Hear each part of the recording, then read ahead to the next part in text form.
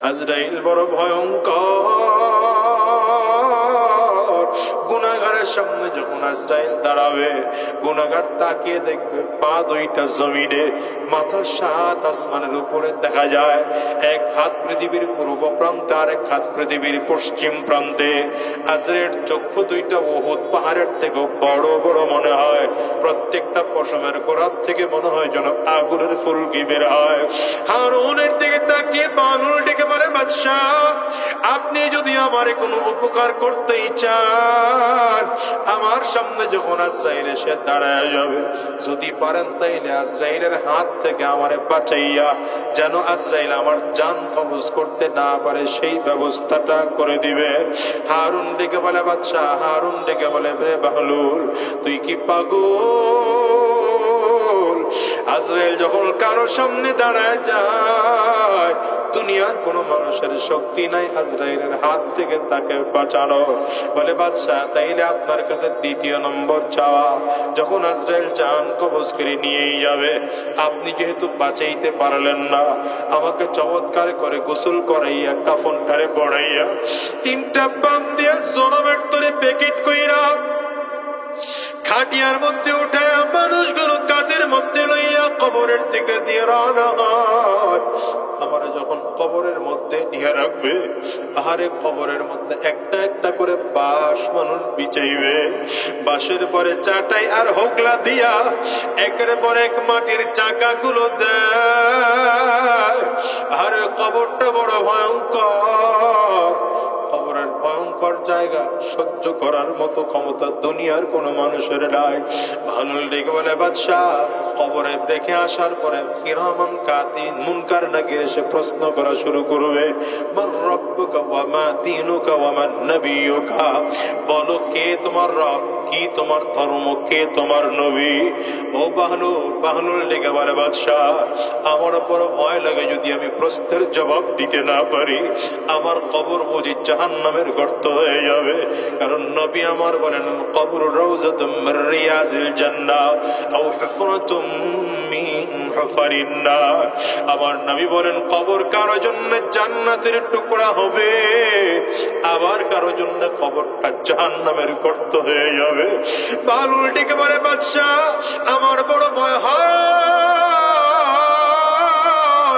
যদি আপনি পারেন আমার কবরটা যেন জান্নাতের টুকরা হয়, সেই ব্যবস্থা আপনি করে দিবেন। আর যদি পারেন মুনকার নাকিরের প্রশ্নের জবাবটা আমার পক্ষ থেকে আপনি দিয়ে দিবেন। পারবেন নাকি বলেন? বাদশা চোখের পানি ফেলে কান্না শুরু করেছে। এই বাহলুল, এটাও দুনিয়ার কোন মানুষের দ্বারা সম্ভব না। বাহলুল ডেকে বলে, বাদশা, তাইলে 3 নম্বর চাওয়া আপনার কাছে, কিয়ামতের ময়দানে যখন দাঁড়াবো, সব মানুষগুলো বড় বড় পরিচিত হয়ে যাবে। সেদিন সন্তান মা বাবাকে চিনবে না, বাবা আমার সন্তানকে চিনবে না, বন্ধু বন্ধুকে চিনবে না, স্বামী তার স্ত্রীকে চিনবে না, স্ত্রী তার স্বামীকে চিনবে না। যদি আপনি পারেন সেই কিয়ামতের ময়দানে মানুষকে যখন পুলসিরাত পার হইতে বলা হবে, গুনাহগার তাকিয়ে দেখবে চুলের থেকেও চিকন চিকন মনে হয়, আর এত ধার হীরার থেকেও ধার মনে হয়। একে বলে, বাদশা, যদি আপনি আমারে পারেন গ্যারান্টি দেন যে আমাকে আপনি কিয়ামতের ময়দানে পুলসিরাত পার করাইয়া দিবেন। বাদশা বলে, না, এটাও আমার দ্বারা গ্যারান্টি দেওয়া সম্ভব না, কারণ আমি কিয়ামতের ময়দানে কেমন থাকবো আমার নিজেরই জানা নাই। বাহলুল ডেকে বলে, বাদশা, এই 3টা উপকার করতে যদি না পারে, তাহলে আপনার কাছে চাওয়ার মতো আমার কাছে দুনিয়ার কিছুই নাই। এই দুনিয়ার মানুষ হিসাব মিলাও। দুনিয়াটাতে আসলে আমরা যত কিছু চিন্তা করি, এই জমিন থেকে বিদায় নেওয়ার পরে কেউ তোমার আমার আপন থাকে না, সবাই পার হয়ে যায়, সবাই পার হয়ে যায়। দেখো তো, মা তোমার কত মুহাব্বতের, বাবা তোমার কত মুহাব্বতের। এই মা যখন জমিন থেকে বিদায় হয়, বাবা যখন জমিন থেকে বিদায় হয়, 3টা কাপড় পরাইয়া ওই সন্তানটাই নিয়ে বাবার কবরে রেখে আসে। जिस दिन आ गई दुनिया की दौलत, क्या हुई दुनिया की दौलत क्या हुई। से उड़ गई मुर्दा की हालत क्या हुई, मुर्दा की हालत क्या हुई। कन्ना मौत जिस दिन आ गई दुनिया की दौलत क्या हुई, दुनिया की दौलत क्या हुई।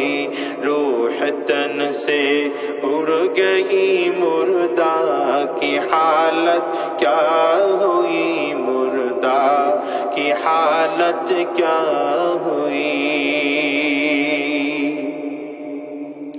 कैसे कैसे बादशाह रानिया शाहज़ादिया, कैसे कैसे बादशाह रानिया शाहज़ादिया, उम्दा उम्दा बालखाना ज़ीब ज़ीनत क्या हुई, ज़ीब ज़ीनत क्या हुई। मौत जिस दिन आ गई दुनिया की दौलत क्या हुई, दुनिया की दौलत क्या हुई। रूह तन से उड़ गई मुर्दा की हालत क्या हुई, मुर्दा की हालत क्या हुई। এজন্য দামি মানুষ কে বলেন তো? বুদ্ধিমান মানুষ কে? যে নিজেকে নিজে চিনে আর মৃত্যুর পরের জিন্দেগির জন্য ভালো আমল করে। আল্লাহর জমিনের মধ্যে এমন হাজার বুদ্ধিমান মানুষ দুনিয়ার জমিনে ছিল, যদিও মানুষ তাদেরকে বুদ্ধিমান বলে না, এই সমাজের মানুষ তাদেরকে বোকা বলেছে, সমাজের মানুষ তাদেরকে পাগল বলেছে, কিন্তু আল্লাহর কাছে এই মানুষগুলোর এত দাম। দুনিয়ার সব যদিও চলে যায়, আল্লাহ বলেন এই মানুষগুলোর জন্য আমি জমিন টিকে আর একটি জমিন ধ্বংস করব না। বাদশাহ হারুন আর রশিদের নাম শুনছে? কথা কয় না তো? বাদশাহ হারুন আর রশিদ রহমাতুল্লাহি আলাইহির জামানায় একজন পাগল ছিল, নাম ছিল তার বাহলুল মজজুব মানুষ। এই পাগল অধিকাংশ সময় কবরস্থানের মধ্যে থাকতো। বাদশাহ একবার রাস্তা দিয়ে হেঁটে যায়, দূর থেকে তাকায় দেখেন এই পাগল কবরের মধ্যে বসে আছে। আমরা যদি সমাজের মানুষ কাউরে দেখি কবরস্থানের মধ্যে বসা, সাধারণত দেখলে সন্দেহ মনে হবে আর লোকটা কবরস্থানে গেল। বাদশাহ দূর থেকে তাকায় ডাক দেয়, বাহলুল তোর মাথা খারাপ, কবে ভালো হবি বল? সারাটা জীবন কেমন পাগল থাকবি, কোনদিন কি আর তুই ভালো হবি না? পাগল উল্টা ডাক দেয়, এই হারুন তুমি কতদিন পাগল থাকবা? তুমি কি কোনোদিনও ভালো হবে না? সারাটা জীবন কি তুমি পাগলই থাকবা? বাদশার মেজাজ গরম হয়ে গেল, পাগলে আমারে কি বলে? কাছাকাছি গিয়ে ডাক দিছে, বেটা পাগল আমি না, পাগল তুই। বাহলুল ডেকে বলে, বাদশাহ পাগল তো আমি না, হিসাব করে দেখেন পাগল আপনি। বলে কেমনে? এ বাদশাহ আপনি মনে করেন আপনি রাজপ্রাসাদের মধ্যে থাকেন? বলে হ্যাঁ আমি রাজপ্রাসাদে থাকি। তুই এই কবরের মধ্যে থাকো। বলে বাদশাহ এই রাজপ্রাসাদ আপনি বানাইছেন? বলে না। কে বানাইলো? বলে আমার বাবা না দাদা বানিয়েছে। কোথায় আপনার দাদা? বলে আমার দাদা জমিন থেকে বিদায় হয়ে গেল। তারপরে মালিক কে? বলে আমার বাবা। কোথায় আপনার বাবা? বলে আমার বাবাও জমিন থেকে বিদায়, এখন মালিক কে? বলে আমি। আপনি মনে হয় চিরজীবন জমিনের মধ্যে থাকবেন? বলে না না, আমিও জমিন থেকে বিদায় হয়ে যাব। আমি বিদায় হওয়ার পরে মালিক হবে আমার সন্তান। আপনার সন্তান মনে হয় চিরজীবন থাকবে? বলে না না, আমার সন্তান বিদায় হয়ে যাবে, এরপরে বাড়িটার মালিক হয়ে যাবে আমার নাতি। বাহলুল ডেকে বলে, বাদশাহ বোঝা গেল এই বাড়ির মালিক আপনি না, এই বাড়ির মালিক আপনি না, এটা ক্ষণস্থায়ী জীবন। আপনার দাদাও এই কবরে চলে আসছে, বাবাও কবরে চলে আসছে, আপনিও কবরে আসবেন, আপনার সন্তানও কবরে আসবে, আপনার নাতি পুতিও কবরে আসবে। বুঝা গেল বাদশাহ, আসল ঠিকানা যদি হয়, আসল ঠিকানার নাম হলো কবর। বলেন আসল ঠিকানা কোথায়? আসল বাড়ি কই? জোরে বলেন আসল বাড়ি কই? এই যে নয় তোরা আসল বাড়ি, কবর যে তোরা আসল ঠিকানা। বলেন না, এই যে নয় তোরা আসল বাড়ি, কবর যে তোরা আসল ঠিকানা। ও তুই এই তো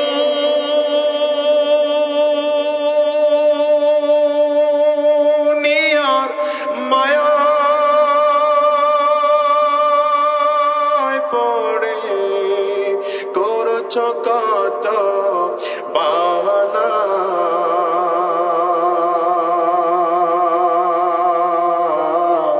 এই যে নয় তোরা আসল বাড়ি, কবর যে তোরা আসল ঠিকানা। বলেন, এই যে নয় তোরা আসল বাড়ি, কবর যে তোর। কষ্ট হয়? বাবা গেল, দাদা গেল,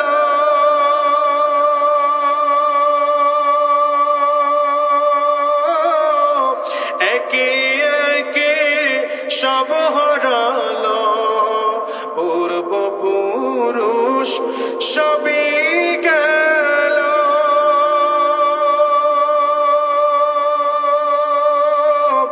একে একে সব হারালো, তবু কি তোর হইবে না হুঁশ, তবু কি তোর হইবে না হুঁশ, শুনবি না তুই কারো মানা।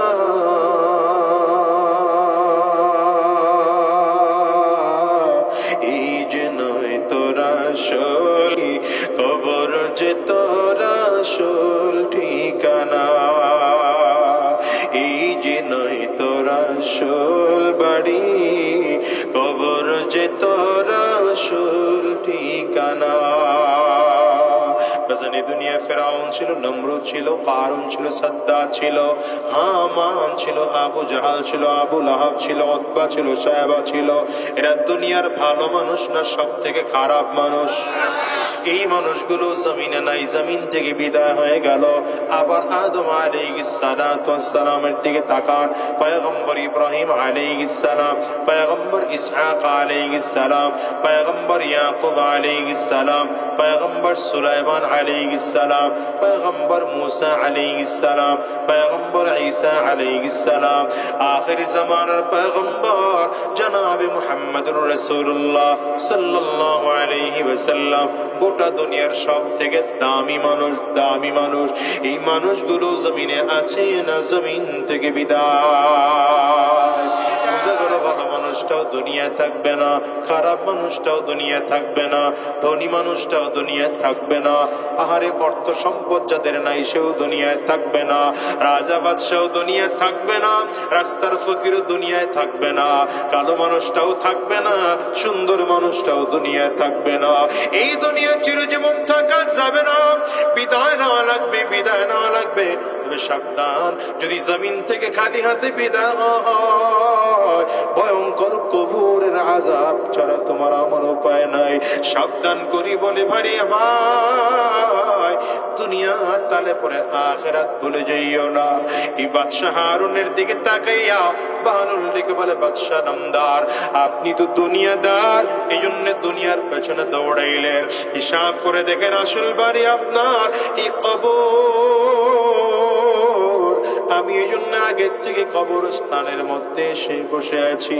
বাদশাহ ডেকে বলে, বাহনুল, চোখ আমার খুলে দিস।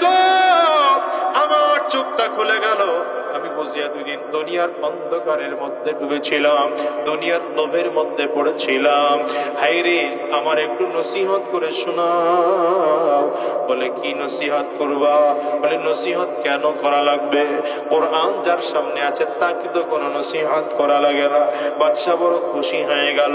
বাহলুল রে, এত দামি দামি কথা তুমি জানো, কি চাইবা তুমি আমার কাছে চাও, আমি তোমাকে খুশি হইয়া কিছু উপহার দিতে চাই। বাহলুল ডেকে বলে বাদশাহ, আপনার কাছে আর কি বা চাইব? দেওয়ার মতো আপনার কাছে কি বা আছে? আমার দেওয়ার মালিক তো আল্লাহ, আমি আমার মালিকের কাছে চাই, দেওয়ার দরকার হলে আমার আল্লাহ তাআলা আমাকে দিবেন। তবে বাদশাহ আপনি যেহেতু চাইতে বলছেন, আপনার কাছে তিনটা জিনিস চাইব, যদি দিতে পারেন তাইলে দেন, যদি দিতে না পারেন তাইলে আপনার কাছে কোনো কিছুই চাওয়ার নাই। বাহলুলের দিকে তাকিয়ে বাদশাহ বলে, এই বাহলুল, কি চাইবি চাও, আমার কাছে বল, আমি দেওয়ার জন্য তৈয়ার। বাহলুল ডেকে বলে বাদশাহ, এক নম্বর চাওয়া, আমার হায়াত যেদিন শেষ হয়ে যাবে, আজরাইল আমার সামনে এসে হাজির হয়ে যাবে। আজরাইল বড় ভয়ঙ্কর,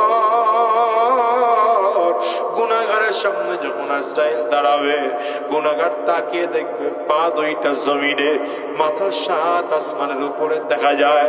এক হাত পৃথিবীর পূর্ব প্রান্তে, আর এক হাত পৃথিবীর পশ্চিম প্রান্তে। আজরাইলের চক্ষু দুইটা উহুদ পাহাড়ের থেকে বড় বড় মনে হয়, প্রত্যেকটা পশমের গোড়ার থেকে মনে হয় যেন আগুনের ফুলকি বের হয়। হারুনের দিকে তাকিয়ে বাহলুল ডেকে বলে বাদশাহ, আপনি যদি আমারে কোনো উপকার করতেই চান, আমার সামনে যখন আজরাইল এসে দাঁড়ায় যাবে, যদি পারেন তাইলে আজরাইলের হাত থেকে আমারে বাঁচাইয়া যেন আজরাইল আমার জান কবজ করতে না পারে সেই ব্যবস্থাটা করে দিবে। হারুন ডেকে বলে বাদশাহ, হারুন ডেকে বলে রে বাহলুল, তুই কি পাগল? আজরাইল যখন কারো সামনে দাঁড়ায় যায়, দুনিয়ার কোন মানুষের শক্তি নাই আজরাইলের হাত থেকে তাকে বাঁচানো। বলে বাদশাহ, তাইলে আপনার কাছে দ্বিতীয় নম্বর চাওয়া, যখন আজরাইল জান কবজ করে নিয়েই যাবে, আপনি যেহেতু বাঁচাইতে পারলেন না, আমাকে চমৎকার করে গোসল করাইয়া কাফনটারে পড়াইয়া 3টা বাম দিয়ে জনমের তরে প্যাকেট কইরা খাটিয়ার মধ্যে উঠে মানুষগুলো কাঁধের মধ্যে লইয়া কবরের দিকে দিয়ে রওনা হয়। আমার যখন কবরের মধ্যে নিয়ে রাখবে, আহারে কবরের মধ্যে একটা একটা করে বাঁশ মানুষ বিছাইবে, বাঁশের পরে চাটাই আর হোগলা দিয়া একের পর এক মাটির চাকা গুলো দেয়।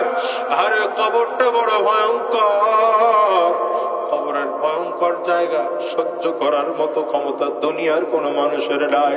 বাহলুল ডেকে বলে বাদশাহ, কবরে রেখে আসার পরে কিরামান কাতিব মুনকার নাকির এসে প্রশ্ন করা শুরু করবে, মান রব্বুকা ওয়া মা দীনুকা ওয়া মান নবিয়ুকা, বলো কে তোমার রব, কি তোমার ধর্ম, কে তোমার নবী?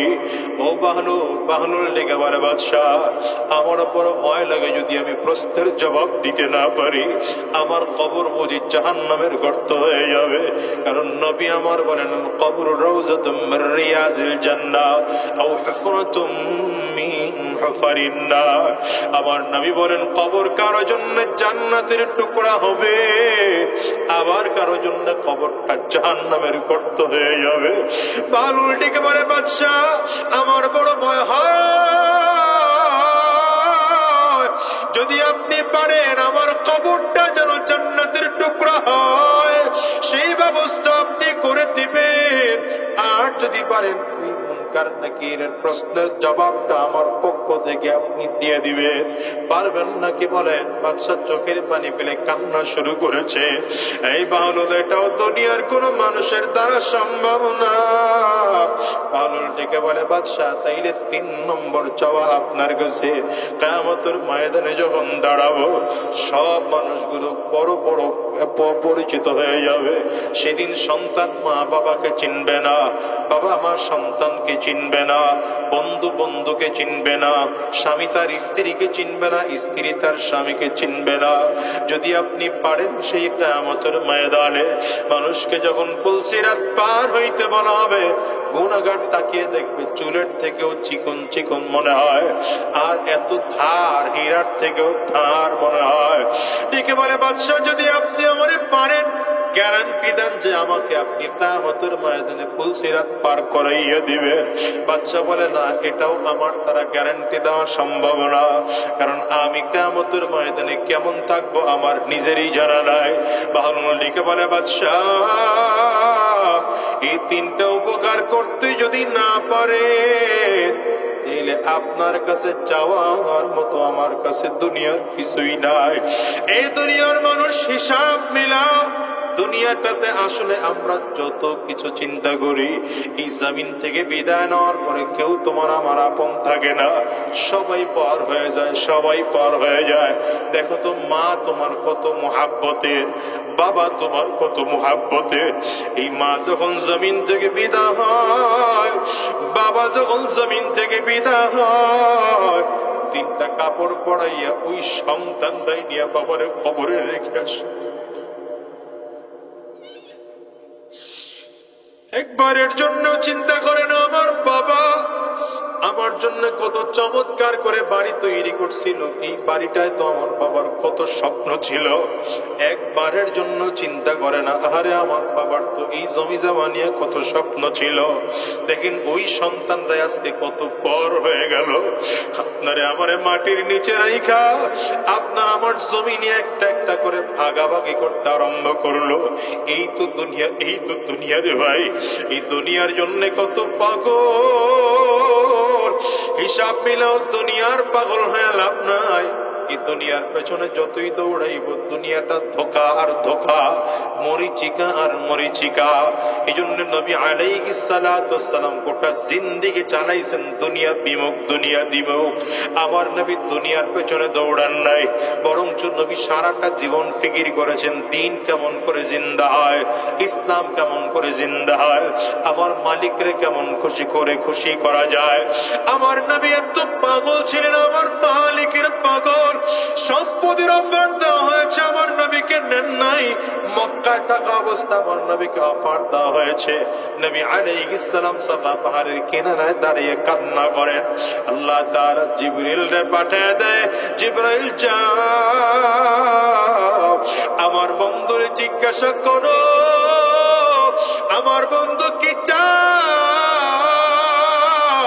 আমার বন্ধু যদি চায় সাফা মারওয়া পুরো পাহাড়টা স্বর্ণ বানায় দেওয়া হবে, বন্ধুকে কানতে নিষেধ করো। কিন্তু রাহমাতুল লিল আলামিনের কান্না বন্ধ হয় না। মদিনাতে আসার পরে আমার নবী কান্না করেন। আল্লাহ তাআলা আবার অফার পাঠাইয়া দিলেন, যাও জিবরাইল জিজ্ঞাসা করো। জিবরিল আমিন এসে আবার জিজ্ঞাসা করেন, পয়গম্বর আপনি কান্না করবেন না, আপনি যদি চান উহুদ পাহাড়টাকে স্বর্ণ বানিয়ে দেওয়া হবে।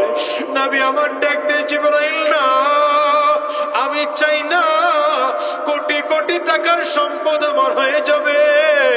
আল্লাহুম্মা আহয়িনি মিসকিনা ওয়া আমিতনি মিসকিনা ওয়াহশুরনি ফি জুমারাতিল মাসাকিন।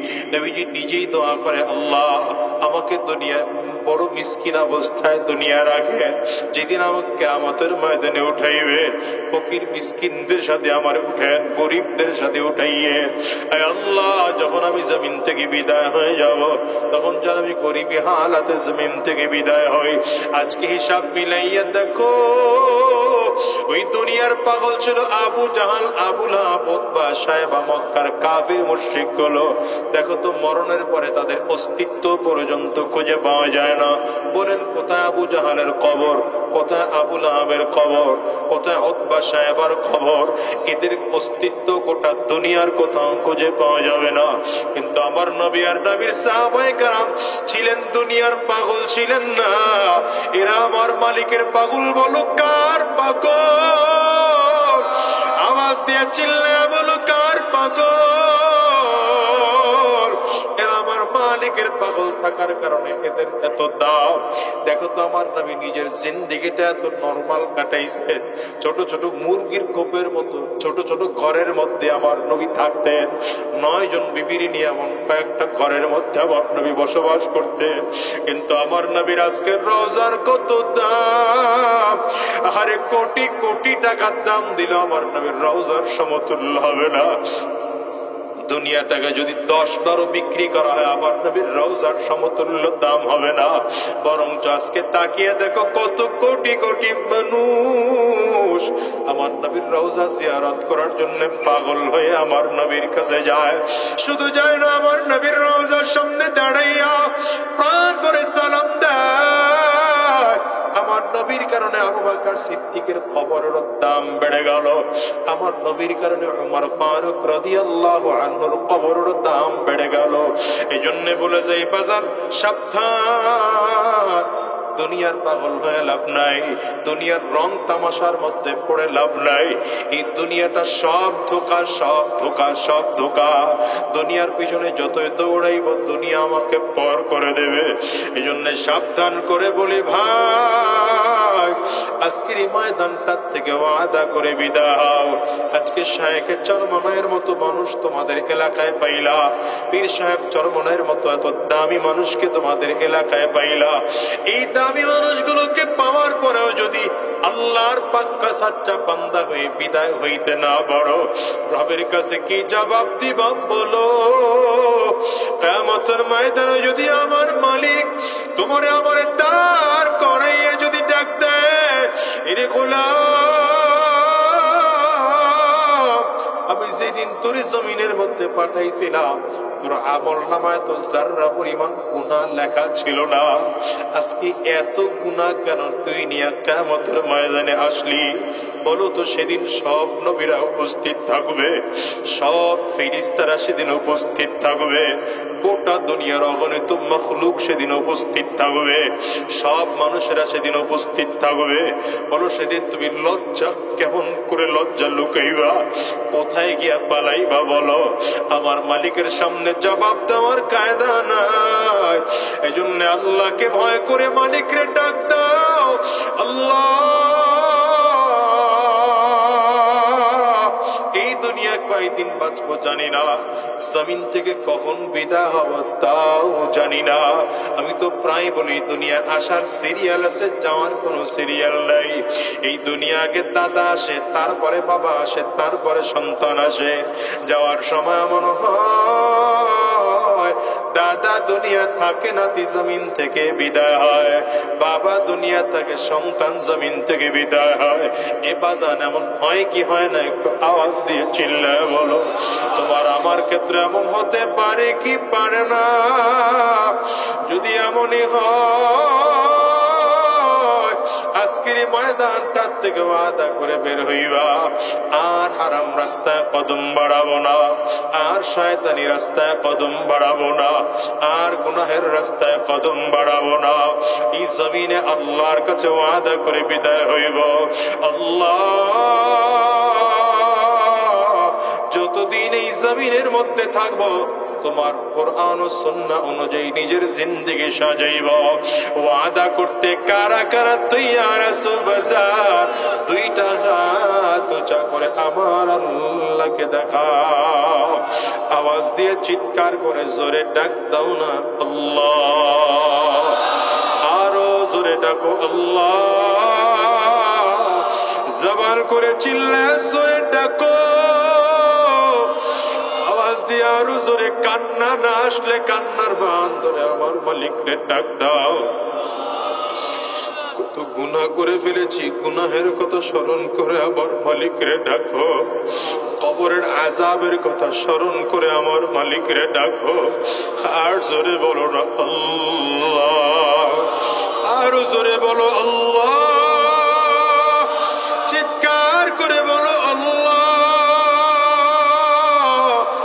দয়ার মালিক, সবাই মিলে ওয়াদা করলাম আর হারাম রাস্তায় চলবো না, শয়তানি রাস্তায় কদম বাড়াবো না, তোমার মুহাব্বত করে যার মধ্যে ঢুকাইব।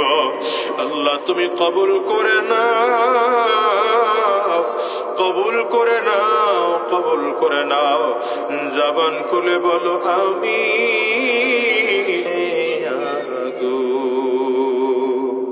নিভাইলে যে নিভে না, জলে পুরে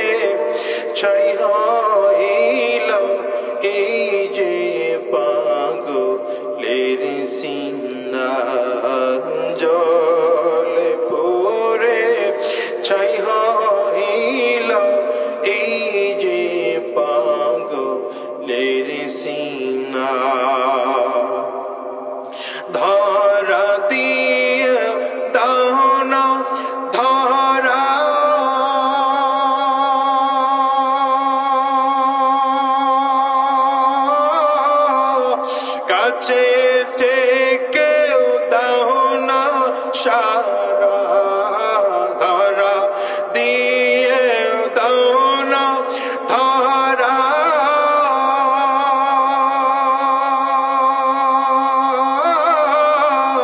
কাছে থেকেও দাও না সারা, আমার এই বুকেতে বইছে খরা, এই বুকেতে বইছে খরা, না পাওয়ারি যাতনা জল পুরে ছাই হইল এই যে পাগলের সিনা, জল পুরে ছাই হইল এই যে পাগলের সিনা।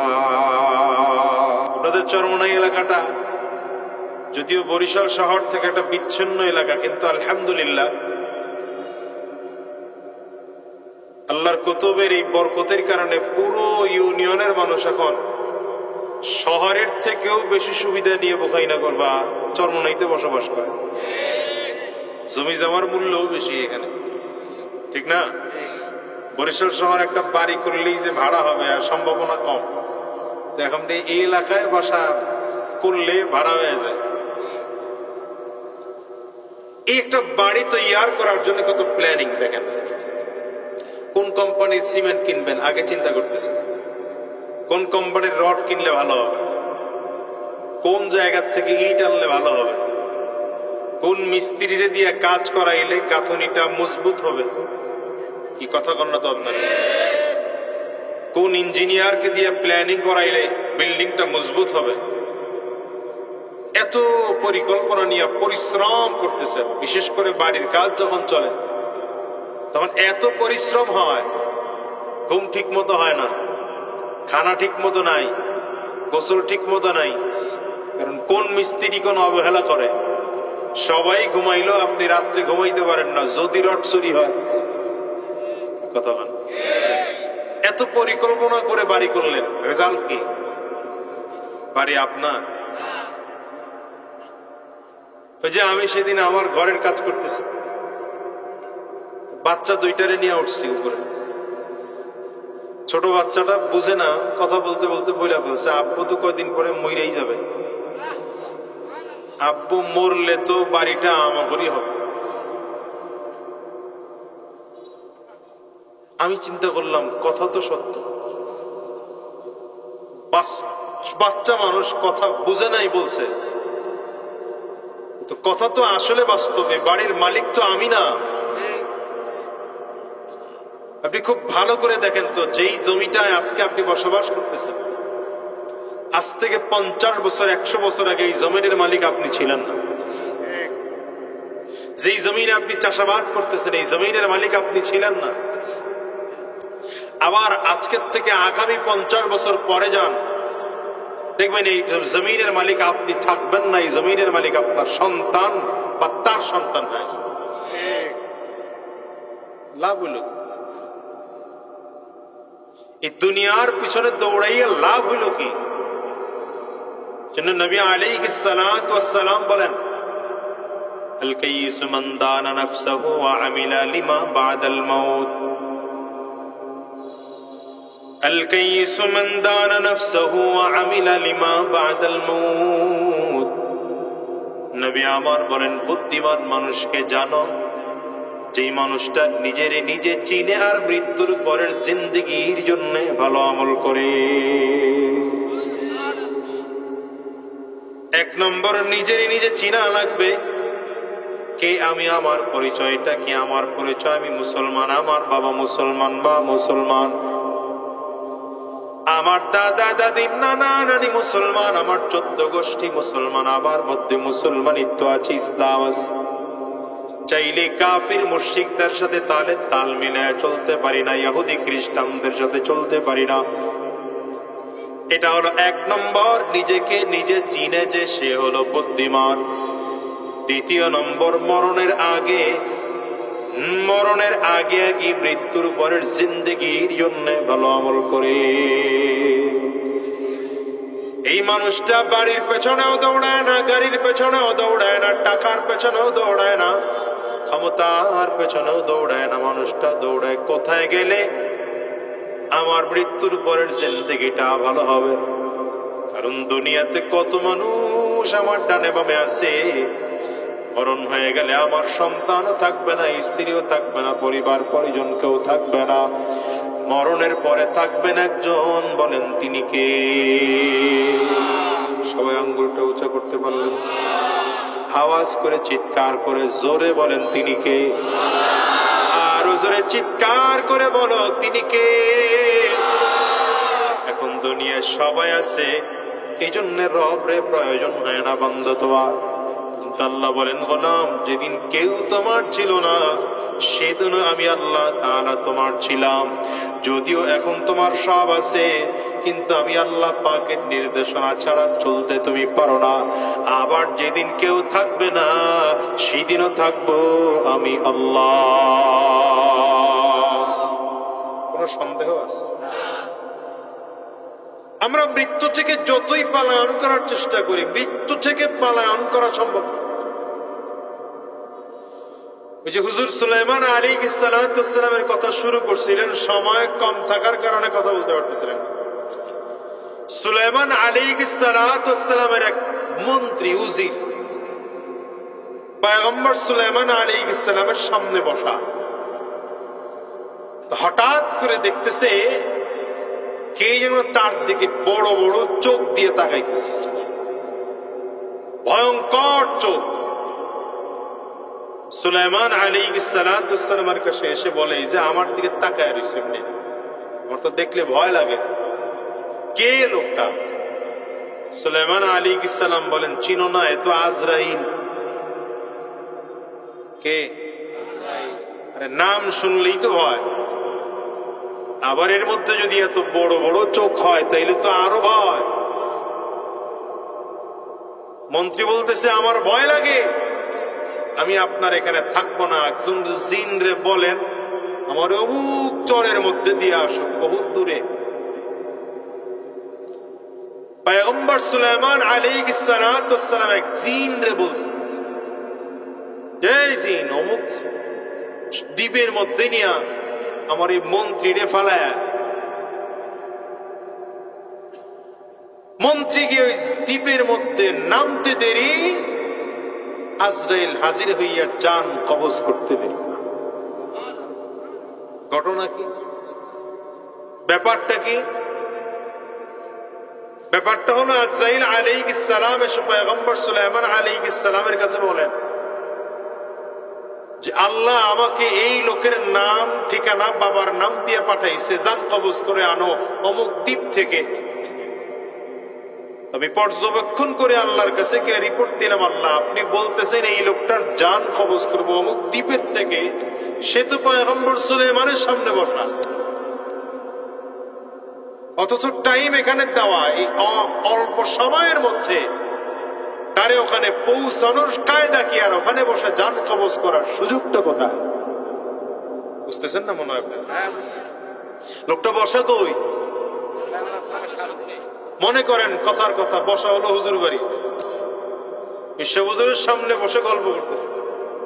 হঠাৎ করে আজরাইল আসছে যে তার জান কবজ করবে সন্দীপ। সময় কতটুকু? সময় 20 মিনিট। কয় মিনিট? আল্লাহর কাছে আজরাইল বলেন এই টাইমের মধ্যে কেমনে সম্ভব? আল্লাহ বলেন তুমি তার দিকে গিয়ে চোখ দুইটা বড় বড় করে তাকাও, বাকিটা আমি ব্যবস্থা করতেছি।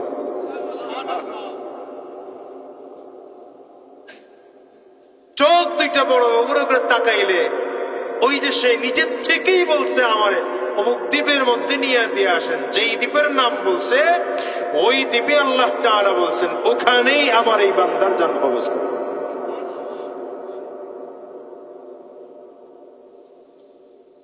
এটা হলো দুনিয়া।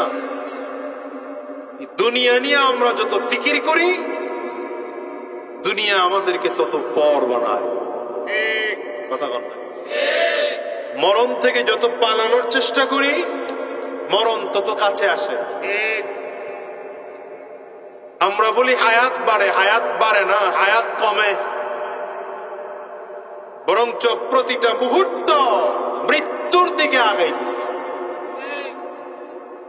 1 মিনিট কমে গেল হায়াত থেকে, মনে রাখবেন নির্ধারিত আল্লাহ পাকের দেওয়া আমার এই টাইম থেকে 1 মিনিট কমে গেল। 1 ঘন্টা গেল তো 1 ঘন্টা কমে গেল, 1 দিন গেল তো 1 দিন কমে গেল।